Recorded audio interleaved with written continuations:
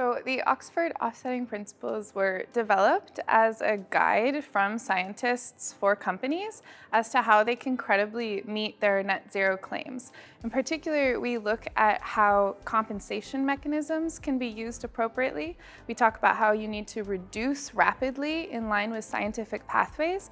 And then if you have what's called residual emissions left over at that net zero target date, what you need to do to remove or compensate for those emissions. We also talk about how you need to scale up the removal capacity we have today, starting now, in order to meet net zero in the future. Businesses are really concerned about not wanting to greenwash, which is a really good thing. And so the best thing that they can do is first consider whether they need to compensate any emissions at all. If they can reduce or avoid compensating, they should do that.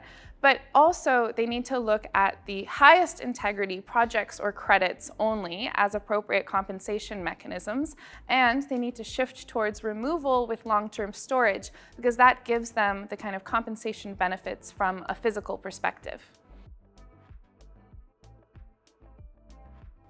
One common misconception about carbon offsetting and the voluntary carbon market is that all credits need to be used as offsets.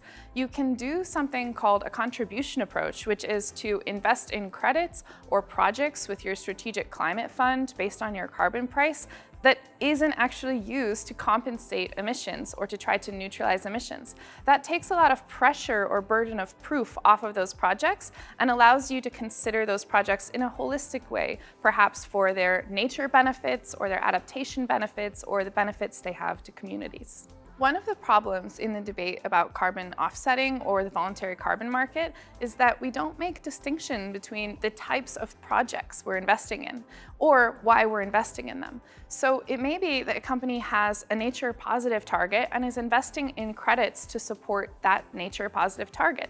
That's a very different thing to investing in removals to compensate for your residual emissions. Both are appropriate ways to use the voluntary carbon market for different means. And it would be important to this debate for us to disaggregate and stop speaking at an ideological or high level.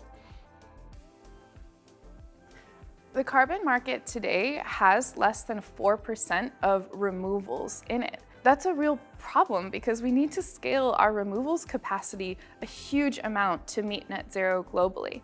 There's some estimates that suggest we need to scale novel technologies, which have the longest storage options, by 1,000 times by 2050. We probably need to scale them 30 times by 2030.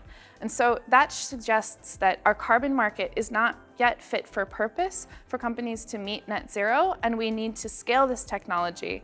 Our principles help show that that's the direction we need to go.